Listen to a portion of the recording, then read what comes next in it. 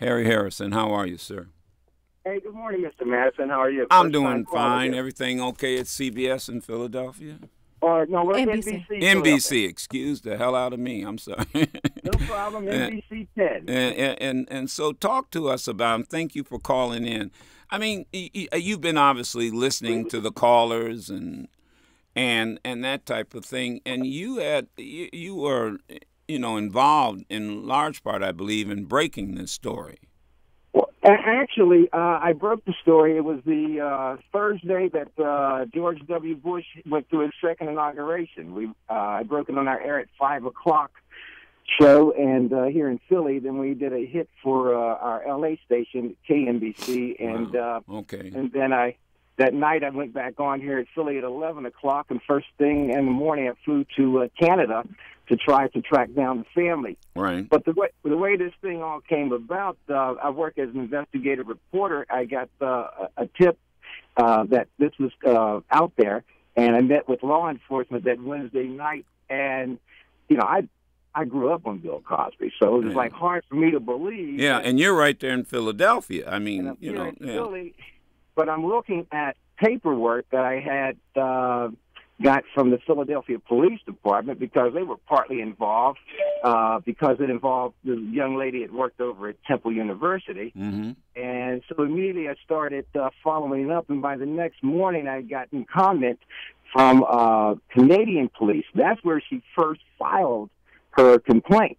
And what she said was that she was concerned and scared that no one would believe her, the powerful all Bill Cosby here in the States, and it was about a year later.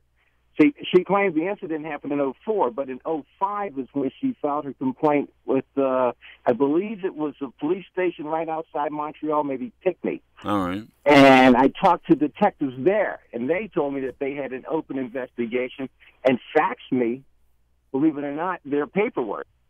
So with that legal paperwork and the investigative paperwork from Philadelphia police, you can imagine how our corporate lawyers said, "Hey, we got to go through this thing thoroughly." You're right. So we were in meetings all morning on that Thursday morning, right? But before it was decided that we were going to go with the story. Yeah, because you don't want to be, your lawyers don't want you to be sued for defamation.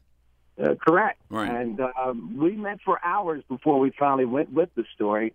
And then the rest was history. I started getting phone calls from Canada and, of course, the local newspapers. And one of the funny things about today's show sent an associate producer to follow me around Philly to see what else I was coming up with. Wow. Now, let me ask, a question came up about physical evidence. And I take it did the detectives, I don't know how they could, but I don't want to sound naive with this question, but did anyone ever produce physical evidence?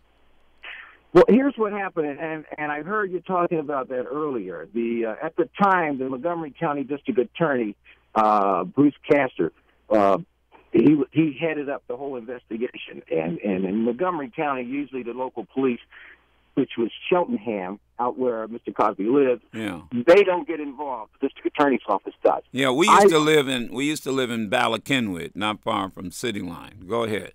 Oh, right next to NBC. Right. Yeah. Right. Matter of fact, I could walk to NBC. Exactly. Yeah. Yeah. All right.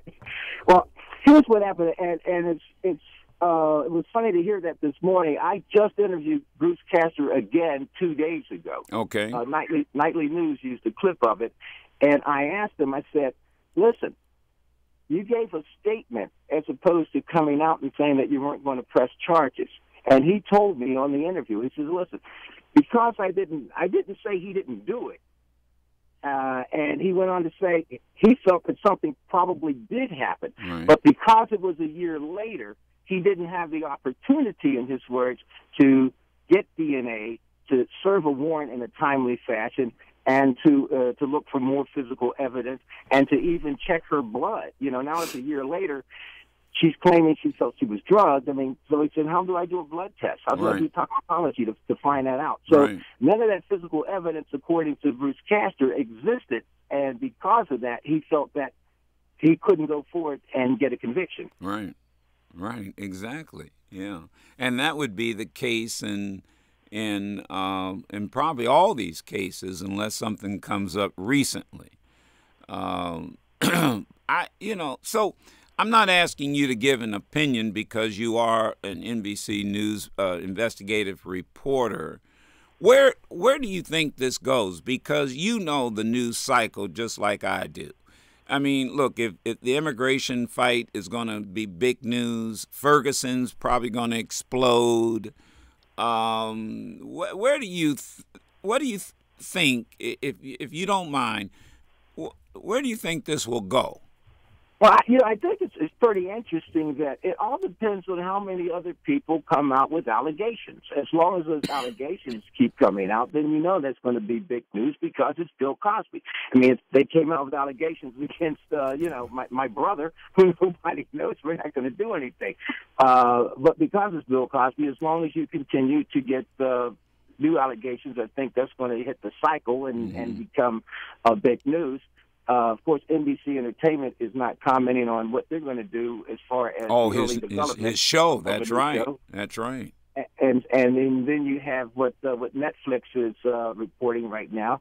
So when you start getting those type of things, it looks like, well, not only where does this go with people with allegations, but also I'm interested to find out where it goes when Mr. Cosby tries to do something new in his career. I mean, you're absolutely right. He clearly has concerts that he's booked because he's working all the time, and I guess he could go in and do concerts. But I think your observation is accurate. If it's almost like the Catholic Church controversy. It started off with one kid grown up who then became a grown up and came forward. Then 2 came, then 3 came, then 4 came, and then you just couldn't deny it.